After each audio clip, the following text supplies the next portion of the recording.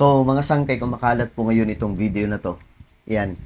Actually, marami pa po ito mga sangkay, mga katulad nito na mga nagpo-post ng video, umiiyak dahil po sa nangyayari sa ating bansa ngayon. Na hindi ko alam kung bakit umantong sa ganito.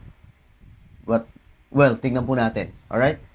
Anyway, bago tayo mag-start, sa mga hindi pa po dyan nakakapag-subscribe sa ating YouTube channel, makikita nyo po yung subscribe button sa baba ng video na to. Click nyo lamang po yung subscribe, i-click ang bell at i-click nyo po yung all.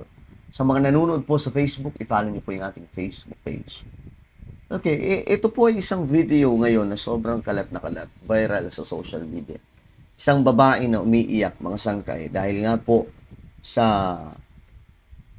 nagaganap sa Metro Manila daw po. Hindi ko alam mga sangkay kasi wala naman po tayo sa Metro Manila. Ano ba talaga ang nangyayari doon ngayon? Okay, tingnan po natin. Huwag yan. Yan yung sinasabi nyo na safe dito sa Manila. Mhm. Andito ako yan sa Makati. Papunta na dapat ako ng office. Mhm. Hinapulot yung office phone ko. Nakikinig ako namin. Okay, hinablot daw po yung office phone niya. Nanginginig daw po siya. Yan yung sinasabi nyo safe. Mhm. Yan daw ba ang sinasabi Ang ko? Safe. dami-dami mga modus operandi. Sumakay ako ng jeep kanina kasi papunta ako ng Senate. Mhm. Kasi dun yung duty ko sa beat. Pagsakay ko ng jeep, may lalaking bigla akong binuhusan. Ayan. Teka lang, ano yan? Ito, binuhusan daw siya. May Babae. lalaking... Oh no! Mga modus operandi. Ito, binuhusan daw siya. Sumakay ako ng jeep kanina kasi papunta ako ng Senate. Kasi dun yung duty ko sa beat. Pagsakay ko ng jeep, may lalaking bigla akong binuhusan. Ayan. Mhm. Binuhusan niya ako ng ganyan. Hindi ko alam kung ano yung binuhos niya sa akin. Tapos, Ano nangyayari? Bakit ganito na po mga sangkay, no? Ano kaya ang problema? Siguro, panahon na para gumawa ng batas sa mga kongresista, mga senador, na maghihigpit po talaga sa buong bansa. Minsan nga naisip ko na magdeklara na kaya ng martial law para itong mga ito ay matigil po talaga kung ano man ang mga ginagawa nilang kalokohan sa Pilipinas. Kasi lumalala po ang sitwasyon eh.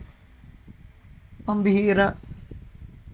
nag-offer siya sa akin ng wipes. Yung cellphone na office phone, pinatong ko dito sa bag. Mhm. Pagpatong ko dito sa bag, binigyan niya ako ng wipes. Mhm. Pabigay niya sa akin ng wipes, dapat pupunasan ko na kasi nagmamadali nga ako. I was so frustrated kasi papunta ako ng duty. Mhm. Tapos itong suot ko, kakabili ko lang din. Hindi madali para sa akin yon. So sobrang frustrated ko. Gusto ko sumigaw na pamura ako sa jeep. Nag-offer pa siya sa akin ng wipes. Pinunasan ko na. Bigla siyang bumaba dyan sa may De La Rosa na 7-Eleven. Hindi ko napansin na pati yung cellphone ko, kinuha niya na. Mhm. Sabi ng mga nakakita sa kanya nakatabi ko, nandun daw pumasok sa 7-Eleven. Pasok ko ng 7-Eleven, wala na siya doon. Pinatingnan namin sa CCTV. Nanginginig pa ako, putang ina nila. So yun yung kumuha mga sangkay ng cellphone. Actually, ang dami pong nagpo-post ng ganito eh. Yung iba nga mga sangkay, naglalagay na po ng karatula sa kanilang likod. Saying na, wag niyong gagawin, wag niyo akong sasaktan kasi may mga anak ako, may pamilya ako, mga sangkay. Ano nangyayari sa Metro Manila, sa Pilipinas? Guys,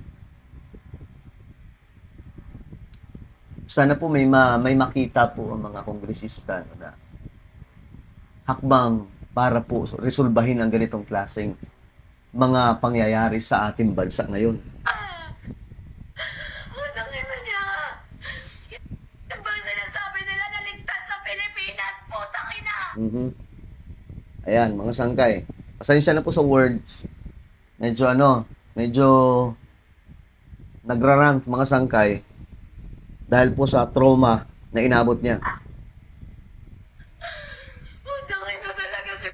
Pasensya na po, pero sobrang frustrated ko po. Papunta ako ng duty. Hindi ko kayo titigilan hanggat hindi kayo mahuhuli. Putang ina niyo. Nagawa niyo nga sa amin. Nagawa niyo sa amin. Paano na lang yung sa iba? Paano na lang yung mga hindi taga dito sa Manila? Mhm. Ako laking Davao ako. Sanay ako na safe doon. Putang ina. Taga Davao pala ito, mga sangkay. Papunta daw siya sa Senate eh. Sino kaya yung saan siya nagtatrabaho doon? Sino kaya yung senador? O ano kaya siya sa Senado? Hindi ko alam na pati dito sa Manila mangyayari sa akin to. Pasensya na po, puro na ako mura. Alam ko hindi to gawain ng ang isang kaanib, pero Okay. grabe. Grabe. Okay. So, ayun, mga sangkay. Yun po yung kumakalat ngayon na video, no? Hindi na daw safe sa Pilipinas.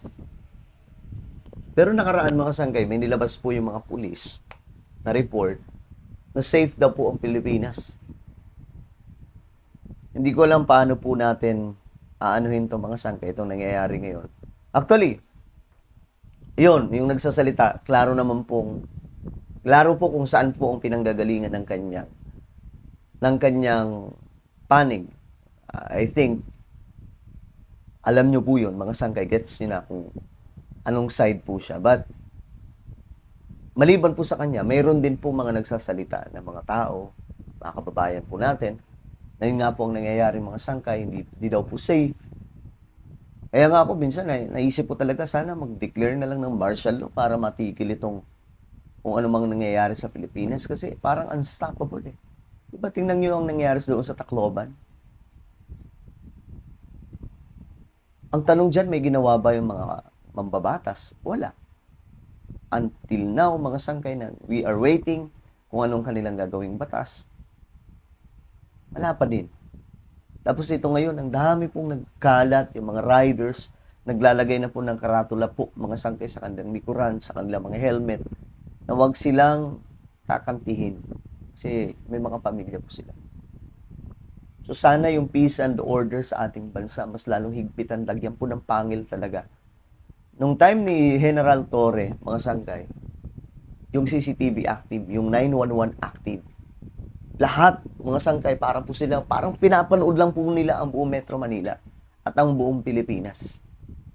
Ganun kaganda noon, mga sangkay. So, sana ganun din po ngayon. Kaya noon, ang galing nahuhuli. Kasi yung mga maliban doon, mga sangkay, yung mga pulis, pinagbawal na pong tumambay sa kanilang mga opisina. Nasa kali, nasa mga lansangan, nagbabantay. Kaya every time po na mayroong mga sangkay nangyayari, madali pong makaresponde. Kaya ngayon nangyari kay Mima, kung yung mga pulis nandun sana, duty, nag-iikot, madali pong mapapasok agad yun mga sangkay at mahahanap po kung sino man ang gumawa. No? At ngayon, well, tingnan po natin ano po ang inyong opinion, comment down below. Huwag niyo pong kalimutan i-subscribe yung ating YouTube channel. Mag-iingat pong lahat. God bless everyone. Pero legit yun, mag-iingat po tayong lahat. Di po, delikado po ngayon mga sangkay ang sitwasyon. Alright? God bless.